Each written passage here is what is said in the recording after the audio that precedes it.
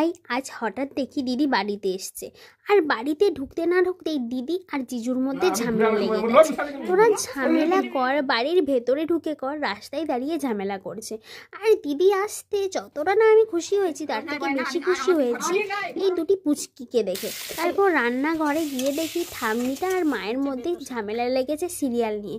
দেন মা রান্না করছিল বেতো শাক আর বাটা মাছের ঝোল, কারণ আমরা জানতাম না দিদি আসবে। হ্যাঁ, সিম্পলভাবে এটা আমাদের প্ল্যান ছিল যে আজকে রান্না হবে। তো দেন এরা খাওয়া দাওয়া করে নিল। আমি বললাম কি রে তোরা কি শুধু এখানে লাঞ্চ করতে এসছিস? বললো হ্যাঁ, অনেকদিন মায়ের হাতে রান্না খাইনি আর তমলুক এসেছিলাম তাই খেয়ে গেলাম। তারপর মায়েকে বলছে যে দুনু চকো আনবো। আর আমার মা না ছোট পুচকিকে না দুনু বলে ডাকে। দেন এরা বাড়ি চলে গেল আর মা নিজের হাতে রান্না খেয়ে বলছে বাহ খুব ভালো হয়েছে বাই। ভাই আজ হঠাৎ দেখি দিদি বাড়িতে এসছে, আর বাড়িতে ঢুকতে না ঢুকতেই দিদি আর জিজুর মধ্যে ঝামেলা লেগে গেছে। তোরা ঝামেলা কর, বাড়ির ভেতরে ঢুকে কর, রাস্তায় দাঁড়িয়ে ঝামেলা করছে। আর দিদি আসতে যতটা না আমি খুশি হয়েছি তার থেকে বেশি খুশি হয়েছি এই দুটি পুচকিকে দেখে। তারপর রান্নাঘরে গিয়ে দেখি ঠাম্মিটা আর মায়ের মধ্যে ঝামেলা লেগেছে সিরিয়াল নিয়ে।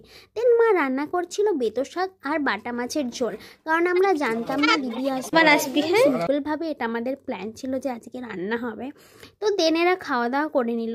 আমি বললাম কি রে তোরা কি শুধু এখানে লাঞ্চ করতে এসছিস? বললো হ্যাঁ, অনেকদিন মায়ের হাতে রান্না খাইনি আর তমলুক এসেছিলাম তাই খেয়ে গেলাম। তারপর মায়েকে বলছে যে দুনু চকো আনবো। আর আমার মা না ছোট পুচকিকে না দুনু বলে ডাকে। দেন এরা বাড়ি চলে গেল আর মা নিজের হাতে রান্না খেয়ে বলছে বাহ খুব ভালো হয়েছে বাই।